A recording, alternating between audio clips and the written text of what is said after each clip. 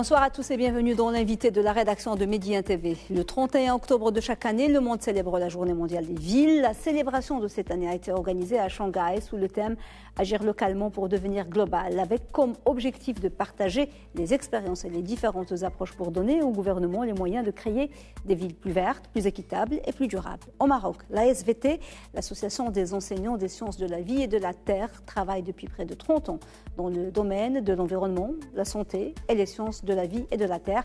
Cette association a lancé hier un appel à l'implication citoyenne à travers son événement, la Semaine nationale des villes durables.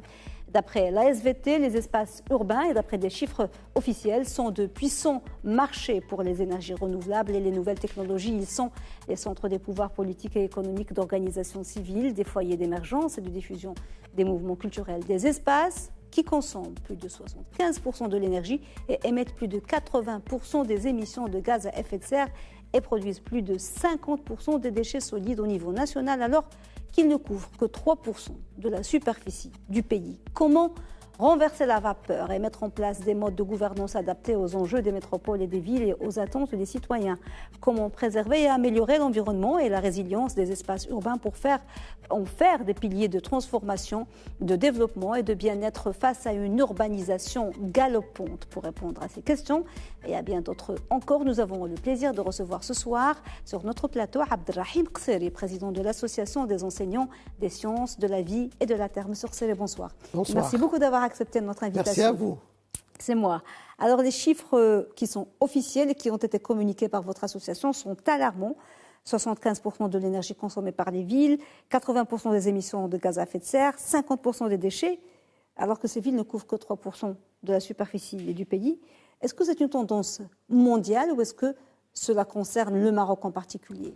En réalité, c'est une tendance mondiale et qui va encore au-delà au niveau des pays du Nord. Mais en Afrique, on est toujours à presque 50% de la population. Et donc, c'est toujours, et ça reste encore des pays à vocation agricole. Oui. Au Maroc, on a dépassé un petit peu ça. On est 6 sur 10, c'est-à-dire personnes qui vivent dans le milieu urbain. Et presque 4 sur 10, ils vivent encore dans le milieu urbain. Et c'est beaucoup par rapport à cet équilibre qui, normalement, devrait être 8-10, 2-10 par rapport urbain et rural, parce que, vous l'avez bien dit, la richesse, elle se crée dans les villes. C'est presque 80, parfois 85% de richesse. Alors que les 40%, c'est presque la moitié. Ils se partagent vraiment uniquement 10% de richesse. Oui. Et donc, c'est ça où deviennent les grandes inégalités. Et même au sein des villes, entre le centre et la périphérie, ces inégalités, ça s'aggrave. Oui. Et vu que la concentration pour avoir des chaînes de valeur économique très fortes, il y a toujours une grande concentration. C'est pourquoi on va vers les métropoles. Au Maroc, on a 9 métropoles. Oui. Et l'orientation, c'est de dire qu'on a besoin de villes plus grandes pour avoir une certaine compétitivité internationale. Oui. Mais il y a le revers de la médaille, c'est plus la concentration humaine est très forte, plus les défis et les contraintes sont énormes. Oui, la particularité aussi, peut-être pour le Maroc et pour les pays en voie de développement, enfin un pays, c'est que cette urbanisation a été rapide. Oui. Dans un espace de temps, un laps de temps qui est très court par rapport à d'autres pays ou d'autres continents, l'Europe ou l'Amérique ou ailleurs. Normalement, ça a été rapide parce que au niveau du monde rural, les Marocains, ils avaient cette capacité de vivre, même de manière enclavée, avec une agriculture vivrière, mais ils vivaient de manière assez satisfaisante. Oui. Mais à cause des sécheresses qui sont récurrentes, surtout dans les années 80, ces sécheresses, ils provoquent une migration vraiment... des hémorragies. Voilà, rapide de déplacement de la population vers les villes. Et malheureusement, nos villes n'ont jamais été préparées pour accueillir cette... Parce que le droit à la mobilité, c'est un droit sacré. Il faut absolument que l'État et les villes créent les meilleures conditions pour que ceux qui veulent immigrer, parce qu'en réalité, si on voit les statistiques, les Marocains, on était aux environs de 400 000 en 1900. Et le nombre a été multiplié par 46 en un siècle. Oui. Donc, on est arrivé à 20 millions en 2014. Oui. Ça veut dire que la migration, le déplacement de la population, c'est une chose normale. Parce que la richesse, elle est dans les villes. Oui. Et donc, on ne peut pas dire aux autres, non, on va faire une politique pour vous laisser là où vous êtes. Mais il faut créer des centres ruraux et qui ont toutes les conditions, parce que la connectivité a permis aux jeunes, surtout les jeunes, de voir le monde entier, et donc ils ont des ambitions qui sont légitimes, qui sont différentes de leurs parents qui étaient très satisfaits par leur niveau de vie. Oui, et ça crée beaucoup de frustration. On va parler du bien-être qui est très important. Et aussi parce que ces gens, quand ils viennent en ville, les structures ne sont pas adaptées et ils vivent dans la périphérie. C'est ça. Et c'est pire, parce que c'est la périphérie des villes. Alors, notre pays occupe le 23e rang mondial, des pays les plus exposés, les plus impactés par la pénurie d'eau, dans un monde qui a subi les effets des changements climatiques, et encore plus les régions méditerranéennes et l'Afrique. C'est un phénomène qui se manifeste de manière plus grave, on l'a dit, dans ces régions. Comment intégrer les villes dans la politique justement urgente et nécessaire de la transition énergétique, économique et écologique? Oui, il faut absolument un mode de gouvernance qui est totalement différent par rapport au passé. On ne peut pas se satisfaire dans la gouvernance des villes d'assurer le logement ou un peu de transport. Parce que lorsqu'on voit maintenant l'analyse critique qui a été faite aussi bien par le Conseil économique, social et environnemental que par le Conseil, par d'autres instances nationales et internationales, ce qu'il faut savoir, c'est qu'on n'arrive plus à satisfaire les besoins réels de la population. Si on voit par exemple une ville comme Casablanca, elle n'arrête pas d'avoir une extension presque interminable et ça augmente les distances, ça augmente la consommation d'énergie, ça augmente le stress et ça affaiblit le pouvoir d'achat de ces gens qui travaillent. C'est pourquoi il faut revoir, et c'est une série de lotissements qui sont presque des dortoirs, c'est-à-dire c'est juste pour dormir, alors que normalement dans les villes durables maintenant, il faut que chaque personne, lorsqu'il sort de son quartier, ça doit être en îlot et non pas linéaire, et lorsqu'il sort de 10 minutes, 15 minutes, il doit trouver tous les services dont il a besoin, à pied ou à bicyclette. Ça veut dire les commerces, le travail, il doit trouver aussi les loisirs et les jardins pour les enfants. Et il faut revoir le modèle parce que les jardins, on les a vraiment réduits, parfois supprimés, parce qu'on considère que c'est un lieu juste de loisirs. Alors que maintenant, on considère que les jardins, ce sont des espaces économiques de premier ordre. Pourquoi ? Parce que tous les services de commerce, les cafés, les restaurants, etc., lorsqu'ils sont proches d'un jardin, ils ont une valeur beaucoup plus importante. Et ça donne un niveau de vie, une qualité de vie beaucoup plus importante. En plus de ça, lorsqu'il y a des précipitations, on est dans un cadre de changement climatique, lorsqu'il y a des précipitations, on a vu à Tanger, à Casa, même s'il n'était pas énorme, parce qu'il y a tout est cimenté, tout est bétonné, qu'est-ce qui s'est passé ? Les ruisseaux, ils vont augmenter et ça donne des inondations qui ne doivent pas avoir lieu s'il y avait assez de parcs et d'espaces verts. Madrid, par exemple, c'est 40% de sa superficie, il suffit de voir la carte, qui sont des parcs. Vous pouvez passer 3 jours à visiter les parcs. Pourquoi ? Parce que les parcs, c'est devenu un élément essentiel dans le développement, l'attractivité économique, sociale, culturelle de la ville, et ça entre aussi dans la compétitivité économique de la ville. Là, on voyait des images par le bâtiment, et c'est souvent des complexes immobiliers qui sont en ville autorisées, mais ça ressemble à de l'anarchique. Et puis, on ne peut pas dire que l'expérience des villes satellitaires ou périphériques a été un succès, parce que c'est des dortoirs aussi. On a essayé pour un petit peu soulager les grandes villes, mais ça n'a pas été un succès. Malheureusement, ce qui s'est passé, et ce qui se passe encore, c'est qu'on sépare 2 choses énormes. C'est pourquoi on traite, nous, de l'urbanisme collaboratif. Il faut que l'aménagement de territoire prennent la priorité des priorités, aussi bien des médias, des scientifiques, des civils, et pas uniquement les techniciens ou les élus qui sont concernés. Ça concerne tout le monde, et les acteurs privés aussi, parce que l'attractivité, l'urbanisme, c'est lui qui est la première source de dysfonctionnement d'un espace territorial. Pourquoi ? Parce que lorsqu'on ne le lie pas, le pilotage et l'investissement de l'aménagement avec celui de la connectivité, ça pose problème. Lorsqu'on a des villes satellites, normalement comme dans d'autres pays, 40 minutes, vous devrez être au centre de la ville. Donc vous n'avez pas besoin d'habiter la ville. Si vous êtes par exemple Mdiouna ou Nouassar, vous n'avez pas besoin. Et ça donne un foncier encore assez plus large pour développer les vrais principes de développement des villes, mais ça donne aussi la connectivité qui allège. Et donc les gens n'auront plus besoin de se condenser dans une ville. Absolument. Et la connectivité, il faut en parler, on va en parler sur la mobilité. Les infrastructures. Avant d'aller plus loin dans vos remarques et puis vos recommandations pour sortir les villes de ces crises, on va parler de ce programme de la Semaine nationale des villes durables lancé par votre association. Qu'est-ce qui est prévu comme programme dans cette semaine? Oui, les 3 éléments essentiels pour créer une dynamique de changement. Oui. Ils sont toujours les mêmes. La première, c'est d'abord la conscientisation, c'est-à-dire l'encadrement, la sensibilisation sur c'est quoi une ville, les principes d'une ville, quels sont les défis et comment je peux participer en tant que citoyen, en tant qu'acteur associatif, privé, etc., et en tant que décideur. La sensibilisation, ça concerne tout le monde avec des méthodes différentes. Et c'est ce qu'on va faire. Il y a celle des jeunes, celle sur les réseaux sociaux, celle avec l'écobus, etc.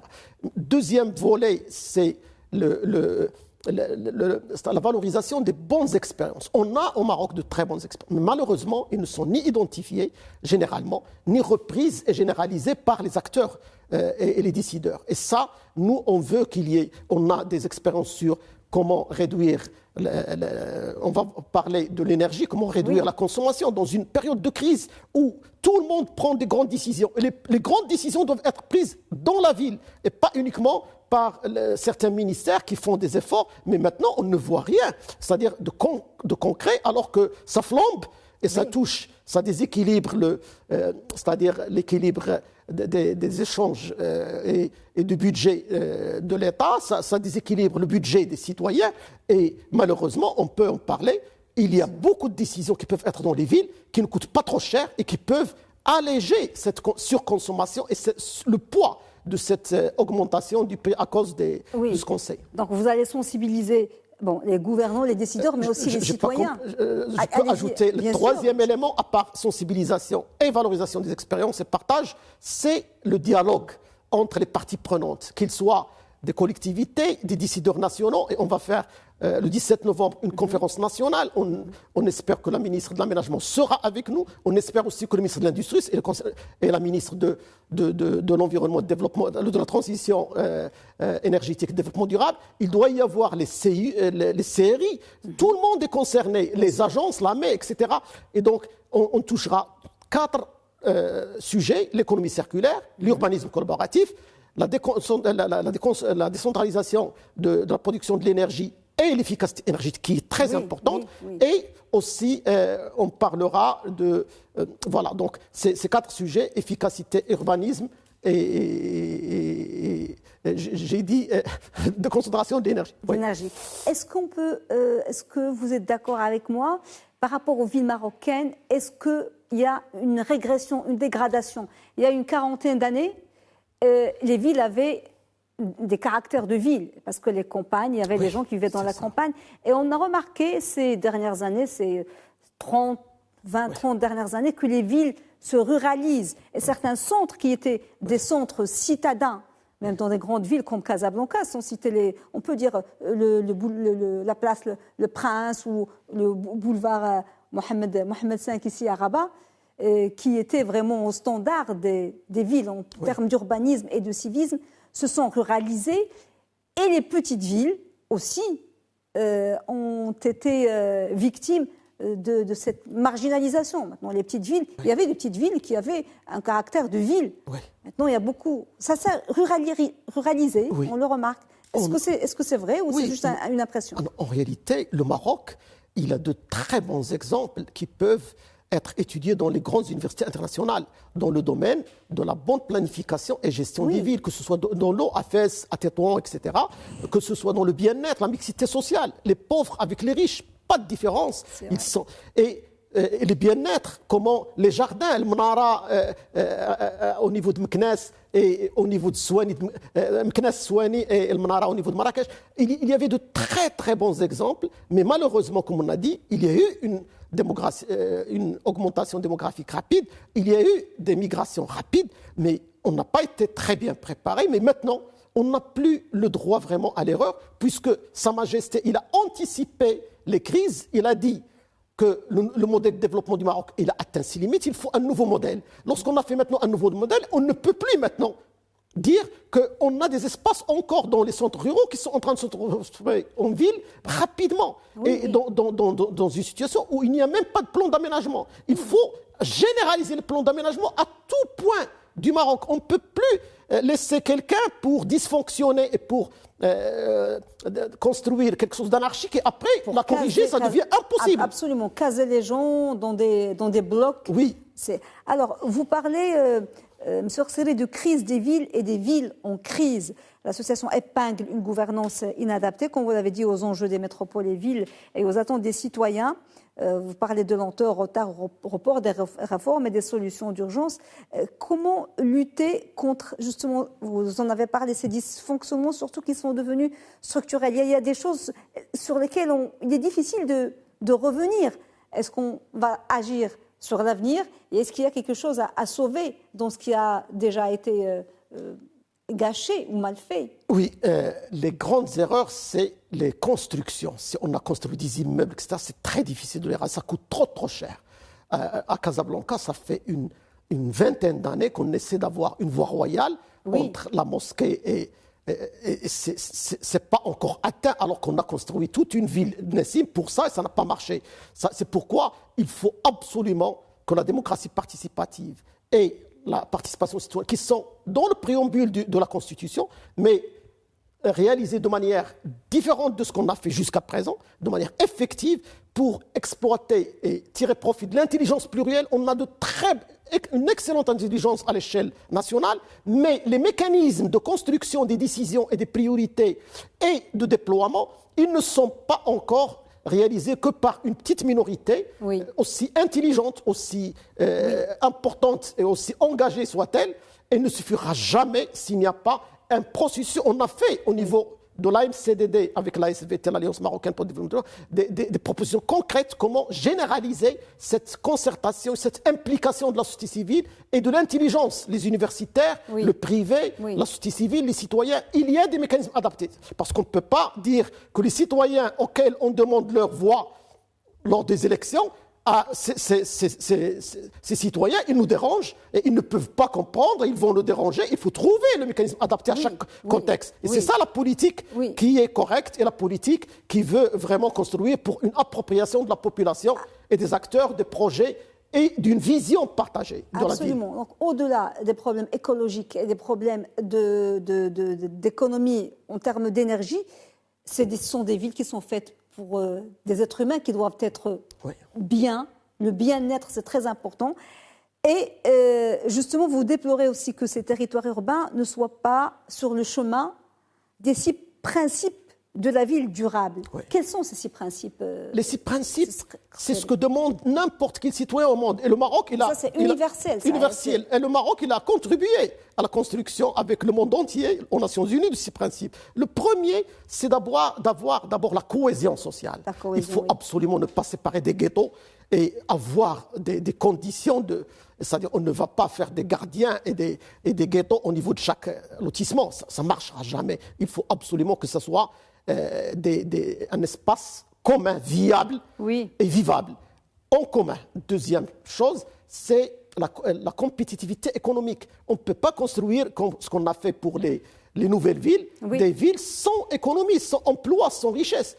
On a vraiment troisième point, c'est l'attractivité. Il faut qu'il y ait une attractivité écologique, sociale, culturelle, économique. Ils sont très importants. Sans ça, il n'y aura pas d'économie, il n'y aura pas de social solidaire et cohérent.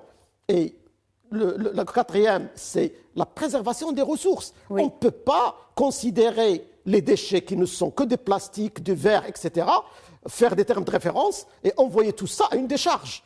C'est malheureux. Ce sont des ressources qu'il faut absolument faire entrer dans l'économie circulaire. Il nous faut une loi d'économie circulaire rapidement, comme l'a prévu, comme l'a recommandé le Conseil économique, social et environnemental, qui a fait un très bon rapport sur les villes durables et dont on s'inspire. Et il faut absolument que cette attractivité, cette gestion des ressources, que ce soit pour l'eau, parce qu'on débarque beaucoup d'eau usée, on a 700 millions de mètres cubes d'eau usée et qui peuvent impacter 8 fois leur volume. C'est Oui. grave. Alors qu'on a uniquement 158 stations d'épuration. Il faut les généraliser dans les 1500 communes, les 33 000 douars. Pour les déchets, il faut absolument que ce soit une source de valorisation des richesses, d'emplois, mais aussi les filières doivent être développées. C'est trop facile de chercher une entreprise et de laisser tout ça, le brûler ou le mettre à fond. L'Union européenne avait fixé 10% à mettre en décharge, 90% à valoriser. Maintenant, ils vont encore plus loin. Ils cherchent le zéro déchet à long terme. Ils cherchent même zéro déchet des gaz en 2050. Et c'est le pacte vert qu'ils ont signé avec nous. Ils viennent de signer. Oui. C'est dans ce sens-là. Et en plus de ça, il y a la protection de l'environnement. En considérant l'environnement, non pas comme un choix, mais une nécessité dans un climat de changement climatique et dans un climat où il ne peut plus séparer maintenant ni le climat, le développement durable, l'environnement, l'économique, le social. Tout maintenant est intégré. Et il y a le principe très important du Le bien-être. qui est le bien-être. Le bien-être. Est-ce qu'on est heureux dans nos grandes villes et dans nos villes? Toutes les mesures montrent qu'on n'a jamais travaillé sur ça, alors qu'on avait de bonnes expériences. Jemel Fles, c'est un bon exemple. On ne cherchait pas les grandes manifestations qui coûtent trop cher. On faisait des petits cercles de culture et les gens, ils s'amusaient. Et cet amusement, parce que les gens ne vivent pas uniquement pour avoir un logement, une nourriture et un moyen de transport. Ils veulent se rencontrer, ils veulent s'amuser, ils veulent vraiment être ensemble pour des choses immatérielles et non pas matérielles. Nos petits villages, les chansons étaient faites par les habitants. Et à n'importe quelle heure, ils peuvent vous faire une fête de 7-15 jours. Alors que le marié était jeune, n'avait pas de moyens, mais tout le monde contribuait. Et c'est cette valeur de partage artistique, culturel entre les gens. C'est pourquoi il y a un classement. Les meilleurs sont l'Australie et le Canada pour le bien-être. Malheureusement, au Maroc, même si on a les moyens dans les grandes villes, on ne peut pas être aussi bien satisfait parce que la ville n'a pas une politique intelligente, décentralisée et qui embarque c'est des villes tous les acteurs. Anxiogènes parce que les gens courent, il n'y a pas les problèmes beaucoup de stress. Alors, c'est une initiative que vous organisez principalement en partenariat avec le ministère de la Transition énergétique et du Développement durable. Quels sont les projets que vous menez conjointement? Oui, on mène beaucoup de projets, mais pas uniquement. C'est aussi avec le ministère de l'Éducation nationale. Oui. Il y a aussi des acteurs privés. Je ne vais pas peut-être le citer, mais ils sont des entreprises citoyennes. Et on a des partenaires aussi internationaux. Dans ce cadre-là, ces partenaires, vraiment, on a cherché à développer des projets en commun. On a des projets dans les oasis sur la participation, parce que la clé, c'est la participation citoyenne pour la gestion intégrée des ressources en eau au niveau de Rachidia et de Tata. On a des projets sur la biodiversité. On considère que le milieu rural, il ne peut pas se développer s'il ne capitalise pas sur les vocations et le potentiel qu'il a, et surtout la biodiversité et l'écotourisme.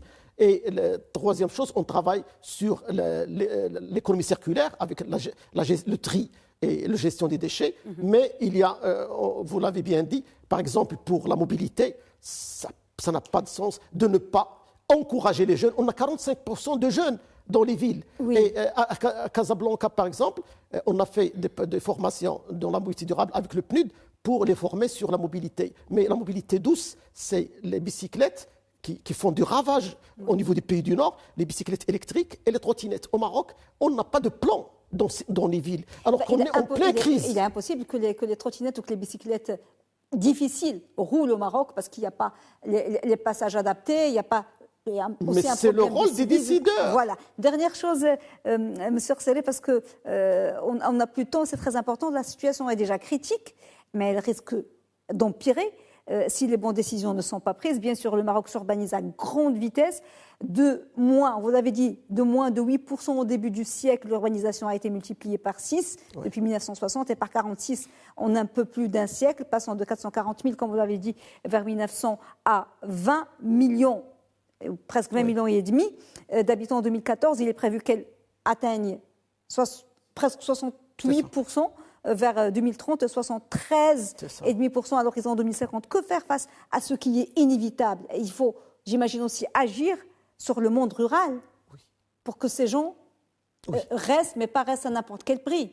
Oui, la vision doit être intégrée. Je ne peux pas développer une ville sans penser au monde rural. Sinon, demain, j'aurai encore plus de quartiers marginaux qui exercent plus de pression. Il faut un développement cohérent au niveau de chaque région. Pensez au rural, pensez aux centres ruraux, aux centres urbains et grandes villes. Les grandes villes, et malheureusement, c'est le manque de cette coordination. Et c'est pourquoi, dans le nouveau modèle de développement, ils ont insisté sur la coordination. C'est pourquoi maintenant, il faut trouver de nouveaux outils pour faire participer les gens, les acteurs, mais aussi d'intégrer. Et on n'a plus le choix, c'est ce qu'on a dit, c'est ça le terme, on n'a plus le choix d'échouer, ni de retarder, ni de reporter les réformes. Merci beaucoup, Abdelrahim Khseri, président de l'Association des enseignants des sciences de la vie et de la terre, d'avoir été avec nous, d'avoir répondu à nos questions. Je rappelle que la semaine des villes durables a commencé le 31 octobre et qu'elle se poursuit jusqu'au 6 novembre. Et il y en a même des activités jusqu'à la fin de novembre. Jusqu'à la fin novembre. Dans plusieurs villes, et on a encore des programmes qui sont en train d'être communiqués. Merci beaucoup, M. Khseri.